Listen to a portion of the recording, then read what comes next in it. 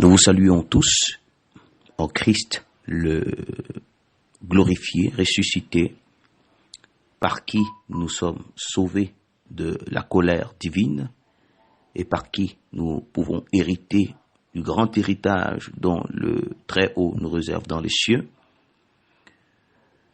Nous nous retrouvons encore aujourd'hui dans le cadre de notre étude Méditons ensemble, développant le thème portant sur la prière selon la doctrine de Christ, en vue de notre clarification, notre instruction, notre édification, pour qu'ensemble nous puissions marcher vers le glorieux héritage que le Très-Haut nous réserve et auquel il nous destine. Donc, nous allons, comme d'habitude, écouter un cantique et après nous revenons pour la prière.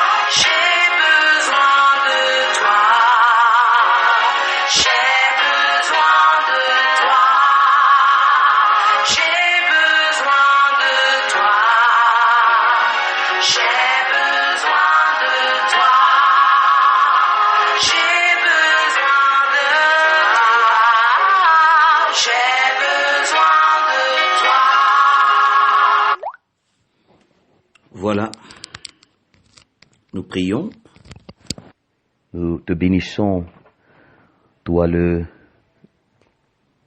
Créateur des cieux et de la terre, toi le Dieu véritable, qui en ces temps de la fin, en ces temps où le bouleversement gagne toutes les parties de l'univers, conformément à ce que ta parole a annoncé, la prophétie a annoncé, nous te rendons grâce de permettre que nous puissions, Yahvé, nous édifier dans ta parole selon la doctrine que tu nous as révélée au travers de ton Fils, le Christ unique et véritable.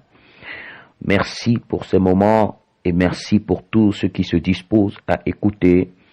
Que ta lumière davantage accomplisse sa course en nous pour dévoiler les œuvres des ténèbres et les dénoncer, afin que les esprits, Seigneur, disponibles soient libérés et affranchis du mensonge, affranchis, Yahvé Adonai, de tous les poids, les contrepoids, de tous les fardeaux, pour être rendus disponibles pour l'œuvre pour laquelle tu les as créés. Que ta faveur ainsi se manifeste, toi qui es bon et qui es fidèle. Amen.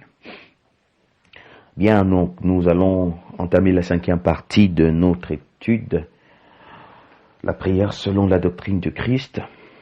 Voilà, et nous rappellerons simplement, pendant que nous évoluons, que il est important de nous souvenir que ce que nous sommes en réalité, c'est cet esprit dans le corps envoyé en mission sur la terre. Ce que nous sommes, c'est cette dimension intérieure, c'est comme ça que le Créateur nous voit. Il ne prend pas plaisir à l'apparence, il regarde au cœur, parce que le cœur porte la vraie identité de chacun d'entre nous, parce que c'est ça ce que nous sommes. Donc c'est important. Et chacun de nous, ayant été mis dans son corps, nous portons une mission et nous avons la même mission. La mission qui consiste à servir de relais entre le royaume et la terre, afin qu'au travers de nous, de nos esprits, l'identité du Créateur, les caractères du Créateur, la nature du Créateur, la culture du royaume, les traditions d'en haut soient manifestées et contemplées par toute la création, et que le culte sur la terre ne soit voué qu'à un seul, Yahvé, le Créateur de toutes choses.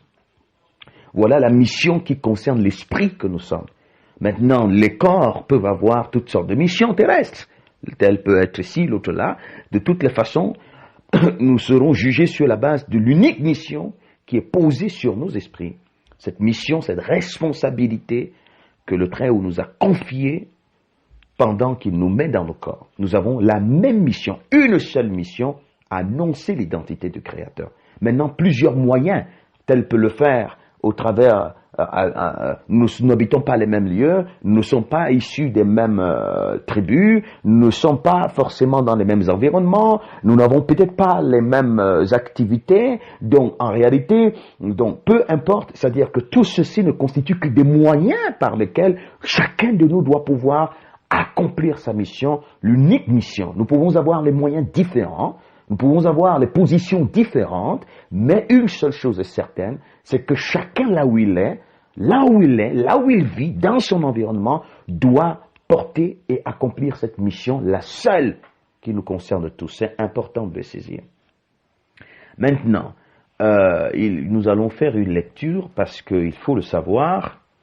Comme nous l'avions dit, nous avons lu Apocalypse chapitre 1 verset 6, nous disions verset 26, mais c'est le verset 6 qui nous dit que nous sommes des rois, des prêtres au service de Dieu. Et c'est ce que le Messie est venu faire de ceux qui se rendent disponibles. Nous allons lire Apocalypse chapitre 22. Les dernières instructions que le Christ va donner à son apôtre Jean à l'endroit de toute l'humanité. Voilà ce qui est dit dans l'Apocalypse chapitre 22. À partir du verset 10, c'est Jean qui parle, l'apôtre Jean. Et il ajouta, « Ne tiens pas secrète la parole prophétique de ce livre, car le temps de leur accomplissement est proche. » Verset 11. « Que celui qui commet le mal continue à mal agir, que celui qui est impur continue à s'adonner à l'impureté, mais que celui qui est juste continue à faire ce qui est juste, et que celui qui vit pour Dieu continue à vivre pour lui. » Verset 12. « Oui, dit Jésus, je viens bientôt. J'apporte avec moi mes récompenses pour rendre à chacun selon ce qu'il aura fait. » 13. « Je suis l'alpha et l'oméga, le premier et le dernier, le commencement et la fin. » 14. « Heureux ceux qui lavent leurs vêtements. Ils auront le droit de manger du fruit de l'arbre de vie et de franchir les portes de la ville. » 15. « Mais dehors, les hommes ignobles, ceux qui pratiquent la magie, les débauchés, les meurtriers, ceux qui adorent des idoles, et tous ceux qui aiment et pratiquent le mensonge. » Voilà ce qui est dit. Heureux ceux qui lavent leurs vêtements. En réalité, le vêtement dont il s'agit ici n'est pas de vêtement que porte le corps. Et voilà là où il y a souvent confusion. parce que nous pensons que ce que nous sommes, c'est cette tente. Non. Et c'est pourquoi d'ailleurs, comme nous pensons que nous sommes cette tente, nous donnons plus de temps et plus de moyens pour l'entretien de la tente extérieure. Et donc, or, la vraie dimension qui a besoin de cette attention, c'est l'esprit que nous sommes. Car c'est cet esprit qui se présentera devant le Très-Haut. Maintenant, le vêtement dont il s'agit ici, c'est le vêtement intérieur. Nous sommes créés, chacun de nous, ayant pour fonction de prêtre, esprit prêtre dans l'univers. Ayant pour fonction d'œuvrer pour que le culte du Très-Haut soit manifesté dans l'univers. C'est ça notre fonction originelle, des esprits prêtres au service de Dieu. Donc, nos esprits sont revêtus donc d'un vêtement de prêtre que chacun de nous porte. Donc, l'homme a été créé avec un vêtement de prêtre parce qu'un prêtre doit officier avec son vêtement. Alors, nous sommes tous des esprits prêtres au service de Dieu, amenés dans l'univers pour accomplir notre sacerdoce au milieu de l'univers. Ces esprits que nous sommes sont revêtus d'un vêtement, c'est ce vêtement intérieur. Maintenant, avec le péché, ce vêtement de prêtre a été souillé dans l'iniquité, souillé. Alors, qu'est-ce qui souille le vêtement intérieur? Qu'est-ce qui souille le vêtement de prêtre? Et ça, l'apôtre Paul l'a bien annoncé dans Galates chapitre 5 que nous avons lu. Ce sont les rivalités, ce sont les haines qui sont là accrochées à nos cœurs, à nos esprits. Ce sont les convoitises qui sont dans nos cœurs, les jalousies dans nos cœurs, les médisances, les cupidités, les impuretés de toutes sortes, la méchanceté, les passions de toute nature, la débauche, l'idolâtrie, c'est là dans ce cœur. C'est pourquoi le Christ dit, c'est pas ce qui rentre dans la bouche de l'homme qui le souille, c'est ce qui sort de sa bouche parce que ça vient du cœur, ça vient de son fond. Donc, les vêtements avec le péché, et c'est notre adversaire qui l'a fait, parce qu'il sait très bien que si nous présentons devant Dieu en tenue de prêtre sale, nous n'entrerons pas dans le royaume, ce sera le signe clair que nous sommes allés nous vautrer dans la boue au lieu d'aller accomplir notre mission. Donc, ce qui fait que voilà ce qui souille le vêtement intérieur. Les passions charnelles, les désirs terrestres, de se réaliser, de s'accomplir, l'orgueil, la prétention, et tout ça, c'est cette identité dont le vêtement intérieur, qui est le vêtement de notre esprit, c'est notre identité, c'est notre personnalité, c'est nos caractères, qui s'inspirent, qui se voient dans nos choix, dans notre façon de vivre, dans nos orientations au quotidien. Donc, c'est ce vêtement qui a été souillé. Et lorsque le vêtement du prêtre que nous sommes est souillé, il n'est plus dans l'exercice de son sacerdoce. Et c'est pourquoi, donc, avec le péché, chacun a commencé à se soucier de ses propres intérêts, donc à aller souiller sa robe, souiller son vêtement. Et donc, ce qui s'est passé plus tard avant l'avènement du Christ, c'est qu'il y a eu des religions qui sont venues, et même la religion juive qui a été très mal comprise par les dirigeants de la communauté juive. L'objectif des religions, c'est l'apparence de la piété. C'est-à-dire, on couvre le corps, on se donne une apparence extérieure, alors que le vêtement intérieur est sale, il est pourri. Et cela se voit dans nos caractères, dans nos comportements, dans nos choix au quotidien. Nous montrons par notre manière de vivre que nous sommes des prêtres déchus, traîtres, démissionnaires. Donc, le Christ vient, et or, Dieu, le problème, c'est que nous pouvons tromper les hommes par l'apparence de piété. Donc, il y a des centres de tromperie, des centres spirituels de tromperie, donc, comme on en a aujourd'hui, des centres spirituels de tromperie, où les gens vont se tromper les uns les autres, mais le problème, c'est que personne ne peut tromper le Très-Haut. Bon, chacun de nous s'observe, nous voyons à l'apparence, nous jugeons dans l'apparence. C'est pourquoi, comme nous sommes dans le culte de l'apparence, les gens se battent pour soigner l'apparence, pour se tromper les uns les autres. Mais le fond en est autre chose, et le fond, Dieu le connaît. Il le connaît. Le problème, c'est que c'est pas l'apparence trompeuse avec laquelle nous avons trompé les hommes qui va atterrir devant le Seigneur. Nous allons quitter cette apparence, et c'est ce fond donc qui va atterrir devant lui. Vous voyez très bien. Donc le Christ vient nous aider, alors que nous étions des prêtres aux vêtements souillés, chacun s'occupant à vivre cette vie qui souille davantage son vêtement, sa robe. Le Christ vient donc manifester la vie que nous devions manifester. Il vient nous montrer la vie que nous devions vivre en tant que prêtres. Regardez comment il a vécu. il s'est occupé des affaires de son Père, des affaires du royaume. Et il a vécu pour qu'au travers de lui, la nature du Père, l'identité du Créateur, les caractères du Créateur soient visibles, soient connus. Et c'est pourquoi, quand le Christ vient, on n'a plus besoin de chercher Dieu, il est visible au travers de lui. Par là, le Christ était en train de nous montrer, de nous donner l'exemple pour dire, ce que je vis, c'est comme ça que vous deviez vivre. Je suis venu pour détruire les plans du diable, pour qui sont là, qui vient pour vous égarer, je viens vous révéler la vérité. Je suis né, je suis venu pour rendre témoignage à la vérité. Donc, c'est pourquoi, dans le Christ, dans cet esprit, le Christ, il n'y avait rien de ténébreux, d'obscur, de méchanceté et tout cela. Le problème, c'est que lui, il n'est pas né, il n'a pas, quand, au moment où il vient, il est pur. Mais il vient pour nous dévoiler que nous sommes forts. C'est pourquoi la plupart des religieux qui l'avaient entouré, les pierres et tout ça, là, qui étaient dans l'observation de la religion juive, des dogmes juifs, le Christ avait pour mission de les amener à découvrir que dans toute votre religion, dans tout ce que vous avez observé, vous n'avez pas réussi à nettoyer votre âme.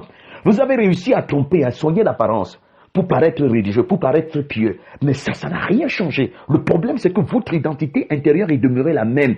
Ce vêtement sale s'appelle l'identité de Satan. Parce que si ce n'est pas l'identité de Dieu, ça s'appelle l'identité de Satan. C'est pourquoi le Christ disait à Pierre, arrière de moi Satan, en regardant Pierre. Il ne regardait pas au ciel. C'était pour montrer que ce que tu portes en toi comme identité, c'est Satan. C'est la nature de Satan. Et c'est cette nature qui te disqualifie de l'héritage éternel. Alors, vous comprenez que les Écritures nous disent quelque part que tout est pur pour ceux qui sont purs. Mais tout est souillé pour ceux qui sont souillés. Mais tout est pur pour ceux qui sont purs. Rien n'est pur pour ceux qui sont souillés et incrédules. Car leur conscience et leur intelligence sont souillées. Donc vous comprenez que quand on dit tout est pur pour ceux qui sont, quand on dit ceux qui sont, ça renvoie à l'identité intérieure. Donc un esprit revêtu d'une identité pure, c'est-à-dire du Créateur, tout est pur pour lui. Mais un esprit dont l'identité intérieure est sale, tout est souillé pour cet esprit. Il faut bien comprendre ceci, je veux vous le dire. Alors, quand le Christ arrive, il trouve donc des esprits prêtres devenus traîtres avec des vêtements intérieurs sales, parce que la vie de chacun est caractérisée par la méchanceté, par l'iniquité, par l'impureté, par les haines, par les jalousies, par les médisances, par les animosités, par les colères, par les débauches, l'idolâtrie. Donc, il trouve que ces esprits sont... Et puis, ils ont été trompés par l'observation des rites religieux qu'ils sont de Dieu, alors que dans le fond, leur identité intérieure n'a rien à voir avec le Créateur. Alors, c'est pour ça que je suis en train de dire, quand il vient, il dit à ses disciples, pendant que vos vêtements sont sales et que le monde est rempli de saleté parce que vous avez souillé le monde avec votre souillure, vous priez pour que Dieu vous donne le mari, Dieu vous donne la femme, Dieu vous donne les enfants, Dieu vous donne les visas, Dieu vous donne ci, donc pour essayer de contextualiser avec les pratiques qui se font aujourd'hui. Vous êtes en train de prier, mais vous êtes des païens, parce que ce sont des païens qui cherchent ces choses. Ça veut dire que vous êtes des traîtres, vous êtes des démissionnaires. Parce que vous n'êtes ici sur la terre pas pour vous, mais pour que le règne de Dieu soit manifesté par vous, les prêtres, qui doivent amener toute la création à lui vouer un culte. Mais vous avez démissionné. Il dit donc, la quête que vous devez avoir, c'est le règne de Dieu et ce qui est juste à ses yeux. Et c'est pourquoi ceux qui viennent en Christ passent par le processus qu'on appelle sanctification. La sanctification consiste au dépouillement du vêtement intérieur. Nous allons le voir dans les prochaines leçons. Et vous comprenez donc que ceux qui ont découvert le message de Christ, la lumière leur a donné le pouvoir de découvrir leur vêtement intérieur. Ils se sont rendus compte que je m'appelle prêtre, je m'appelle pharisien, je m'appelle pasteur, prophète, diacre, je m'appelle ci, je m'appelle ça, je me réclame chrétien, je me réclame. Mais en réalité, quand je vois mon état intérieur, je vois mon cœur, je vois mes désirs, je vois mes passions, je vois mes aspirations, je vois même mes prières, je vois ma façon, mes comportements, je vois mon caractère, mais ce n'est pas Dieu qui est vu au travers de moi, mais c'est un autre qui est manifesté. Donc mon vêtement est sale. Mais comment j'ai pu me tromper d'être de Dieu alors que je suis d'un caractère totalement opposé à Dieu? Et ils ont compris donc ce qu'il fallait faire. Donc, c'est là qu'ils changent de façon de prier. Ils comprennent donc que l'objectif de la prière, c'est pour purifier leur robe, pour retrouver l'identité d'en haut et accomplir leur mission qui est de manifester le caractère de Dieu. Voilà ce que ceux qui ont suivi le Christ ont compris. Et c'est ça qui a donné naissance à ce qu'on a appelé la Keïla en langue hébraïque. dans les traductions appelées Église. L'Église, c'est l'ensemble des esprits prêtres ayant été traîtres avant, qui ont découvert leur état, leur nature de traîtrise, et qui d'un commun accord sont associés. Quand on lit Acte 1, on dit d'un commun accord, ils tous se sont mis dans la prière. La prière de ces esprits, la conscience souillée n'était plus de demander les choses de la chair, mais ils priaient pour réclamer que le vêtement intérieur qu'ils portent, la nature qui les caractérise, les passions qui sont en eux soient détruites afin que l'identité du Créateur se construise en eux pour être manifestée dans l'univers parce que c'est leur responsabilité. Et c'est pourquoi l'Esprit leur a été donné. Afin que cet Esprit vienne pour détruire, déchirer, consumer l'iniquité en eux et construire en eux l'identité du Créateur qui va se manifester. C'est ça, purifier ses robes. Et le Christ purifier sa robe, le Christ dit, heureux ceux qui purifient leur robe. Voilà. Nous venons donc à nous. Regardez comment nous vivons. De quoi est constituée nos robes. Comment nos robes se comportent. Voyez des gens. Vous voyez des gens dans les foyers. On trouve la femme. Elle est dans les querelles. C'est elle qui est dans les calomnies. C'est elle qui est dans les jalousies. C'est elle qui est dans les colères. C'est elle qui est dans les débauches, dans l'adultère, dans les impuretés, dans le mépris de ce qui est sacré. Mais c'est elle en même temps qui est dans les sacrements. C'est elle en même temps qui se dit croyante. C'est elle en même temps qui est dans les observations, qui est dans le culte de l'apparence. Voyez-vous? Mais ça, c'est un vêtement sale. C'est un vêtement souillé. Et avec ce vêtement, vous ne pouvez pas entrer dans le royaume des cieux si vous partez de votre corps. Donc, ceux qui vous encouragent à entretenir ce vêtement et à vous réclamer du Christ, ça c'est de la tromperie. Ce n'est pas vous faire du bien. Il faut le savoir. L'apôtre Paul l'a dit. Aucun idolâtre, aucun cupide, aucun débauché, aucun adultère, ceux qui pratiquent la méchanceté, la magie, ceux qui sont dans les rivalités, dans les haines, dans les divisions, donc il dit, tout ça, il dit, tous ceux qui pratiquent ces choses n'entreront pas dans le royaume. Pourquoi? Parce que c'est tout ceci qui souille nos vêtements. Notre adversaire a voulu que nous soyons dans des vêtements sales, entre-temps sur la terre, au lieu de nous soucier, de nous empresser, de nettoyer ces vêtements par la prière, le lien avec le Christ. Notre souci, c'est de manger, de nous marier. Et bon, maintenant, il faut comprendre pourquoi les gens ont des vies difficiles. Parce qu'avec un vêtement sale, au lieu de me soucier dans la prière de nettoyer ses vêtements, moi je veux me marier. Tu auras un mariage, tu auras des enfants, tu auras un travail, tu auras tout ce que tu vas avoir, mais puisque ton vêtement intérieur est souillé, ton mariage est souillé, tes enfants sont souillés, ton travail est souillé, tes voyages sont souillés, ta maison est souillée, tout ce que tu fais est souillé. Ce n'est qu'au milieu des hommes ignorants et aveugles qu'on dira que tu as réussi, mais au lieu des hommes, tout ce que tu es souillé et tout ce que tu as est aussi longtemps que ce que tu est souillé. Tout ce que tu as est souillé. C'est pourquoi, au lieu de prier pour sanctifier nos esprits, nous avons donc prié pour montrer au Père que ce n'est pas son règne qui nous intéresse, c'est que malgré que nous soyons souillés, nous voulons accomplir nos passions. Résultat des courses, ce que nous avons pu obtenir, et les mariages, et les enfants, et le travail, et tout cela nous étouffe. Nous étouffons, nous ne sommes pas heureux. Nous sommes en train d'être étouffés. Nous étouffons dans notre existence. Nous ne sommes pas bien. Et il faut être honnête pour l'avouer. Et ça veut dire que nous avons prié mal. Ça veut dire que nous n'avons pas compris le sens de la prière. Et tout ceci, le Père nous aime. Il le permet pour nous montrer qu'aussi longtemps que nous sommes des esprits démissionnaires, des prêtres qui sont devenus des traîtres, jamais nous ne connaîtrons le repos. Et nous avons souillé non seulement notre existence terrestre, nous avons souillé aussi notre éternité. C'est-à-dire l'éternité, ça ne se passera pas dans le royaume. Voyez-vous? Voyez-vous? Je prends le cas des hommes. Vous voyez des gens qui vivent dans les impuretés. Des gens qui sont habités des caractères vraiment d'une dimension d'animosité redoutable. Des gens gouvernés par la cupidité, qui ne vivent que pour leur passion, qui ne cherchent que leur réalisation, qui ne se préoccupent que de soigner leur apparence, leur image, pour chercher se faire un nom, rempli d'ego, d'orgueil, de prétention, de méchanceté, de toutes sortes d'infidélités. Vous avez souillé vos vêtements. Votre vêtement intérieur est souillé et vous avez hypothéqué votre éternité. Et tout ce que vous pouvez avoir est souillé avec vous, quel que soit l'éclat extérieur dont cela peut être revêtu. Vous comprenez? C'est cela la réalité. Tout est souillé pour des prêtres souillés, qui ont souillé leurs vêtements. Et donc c'est pourquoi tout ce que nous faisons porte l'identité de compliqué. Compliqué. Le mariage compliqué. La famille compliquée. Le travail compliqué. Vous avez une maison, ça devient une source de soucis pour vous. Vous avez des voitures, ça devient une source d'angoisse pour vos cœurs. Et on passe ainsi le temps à errer sur la terre jusqu'au jour où on part avec des vêtements sales pour ne pas entrer dans le royaume des cieux et pour aller dans le feu. C'est pas ce que le Seigneur veut pour nous. Donc vous comprenez que l'état de nos vêtements est important à percevoir.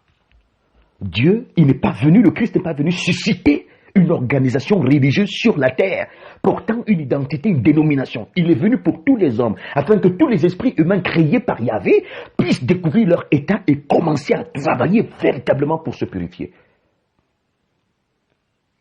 Il n'est pas venu pour des groupuscules qui se réclament de lui. Pourtant, les mêmes sont caractérisés par l'égoïsme. Regardez les communautés. Les gens, vous en êtes dans les communautés où les gens se réclament du Christ. Ce sont les divisions, ce sont l'égoïsme, l'hypocrisie. Il y a des clans entre eux, ils sont entre eux dans les clans. C'est des clans qui se forment. Hein? Tel a son clan, le pasteur a son clan, le prêtre a sa part. Et il y en a qui viennent même, ils ne se connaissent même pas. Ils passent des années là, et dans les mêmes milieux, ils ne se connaissent même pas. Chacun vit sa vie, chacun dans ses petites cachotteries. Et on appelle ça communauté du Christ. Une assemblée d'esprits pourris, des assemblées d'esprits totalement corrompus, impurs. Vous entrez, vous voyez, vous les suivez dans leur maison ou là où ils parlent. C'est des femmes querelleuses, c'est des hommes méchants, c'est des gens qui vivent dans un même lit, qui dorment sur un même lit, qui ne se parlent pas et qui s'appellent chrétiens. Et vous voyez des esprits pourris, des tenues, des prêtres aux vêtements sales.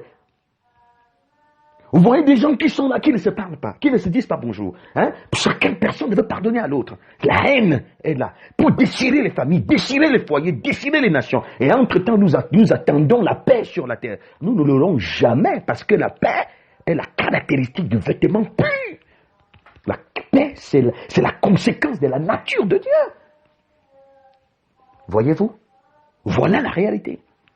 Donc, la prière pour des esprits conscients de leur état de souillure, ce n'est pas de réclamer les éléments de la terre. Ils réclament, parce que le règne de Dieu, Dieu règne lorsque nous participons à détruire la haine, détruire les méchancetés, détruire l'idolâtrie, détruire les abominations, détruire les impuretés, sortir de toutes sortes de folies pour rentrer dans une vie de sainteté, de pureté. Dieu ne règne pas dans le désordre, il ne règne pas dans le mensonge, il ne règne pas dans l'hypocrisie, il ne règne pas dans le manque de pardon, il ne règne pas dans l'égoïsme. Ça là, c'est le règne de Satan, le diable. C'est le mal qui règne. Ça, c'est l'identité du mal et lui, il règne. Et quand il règne, qu'est-ce que nous voulons?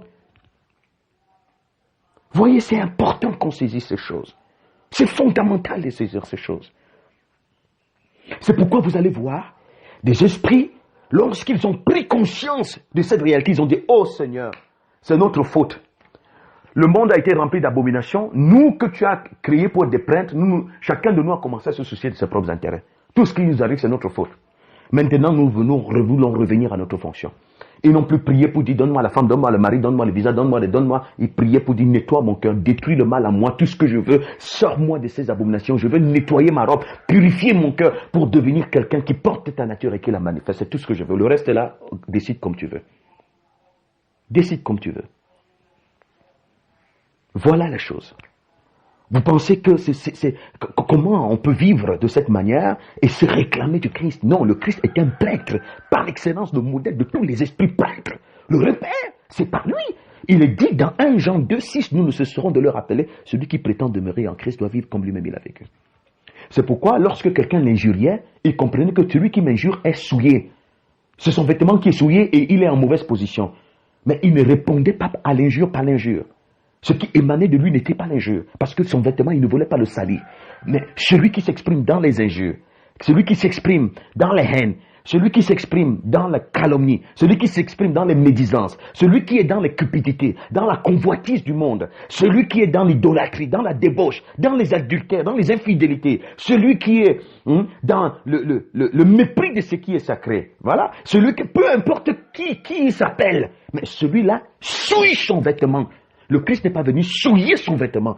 Il est venu pour le garder dans la pureté et montrer aux autres dont le vêtement est souillé que vous avez la possibilité de le purifier et d'entrer dans votre vraie mission.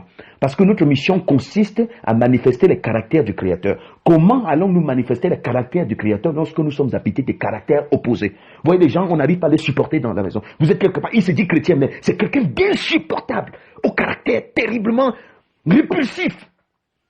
Répulsif.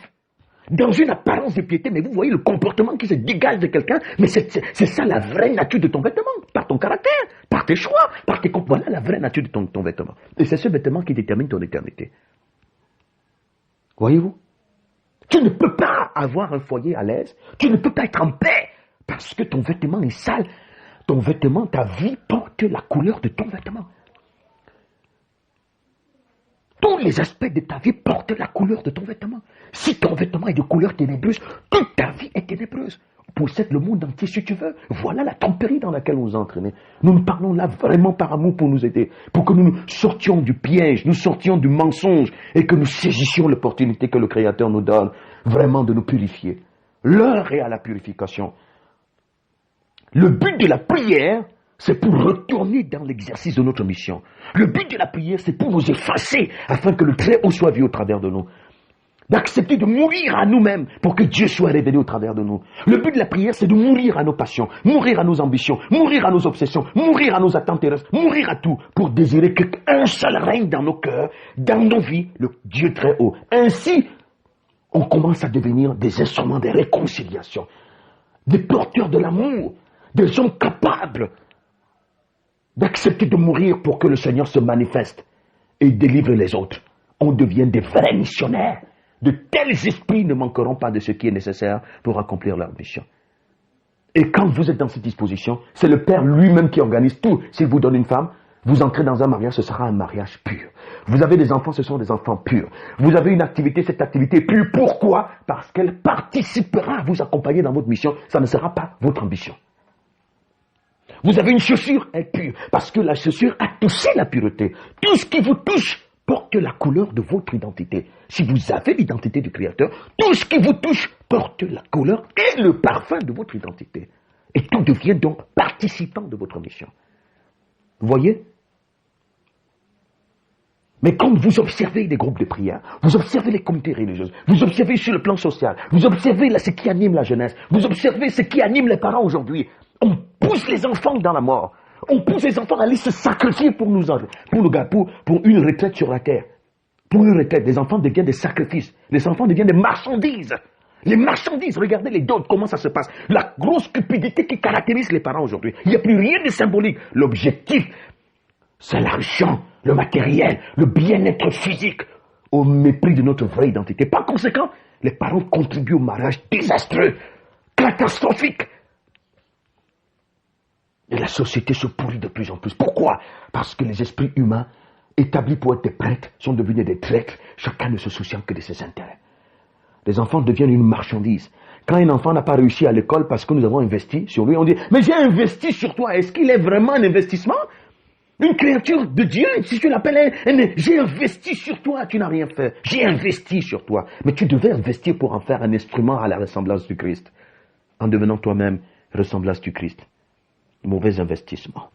Donc, c'est très important de le saisir. Nous nous arrêterons là pour aujourd'hui. C'est des éléments de clarification pour comprendre que le but de la prière pour un prêtre sale, avec un vêtement sale, c'est pas de demander les voix. Dieu n'en a rien à faire avec ce genre de prière. C'est la prière des prêtres inconscients, des démissionnaires. C'est la prière des esprits morts, mais des esprits réveillés, prient pour leur sanctification, prient pour leur réconciliation, prient pour leur retour à leur mission, prient pour leur rétablissement dans leur fonction. Et Dieu s'occupe de réorganiser leur existence parce qu'ils ont compris ce pourquoi ils doivent prier.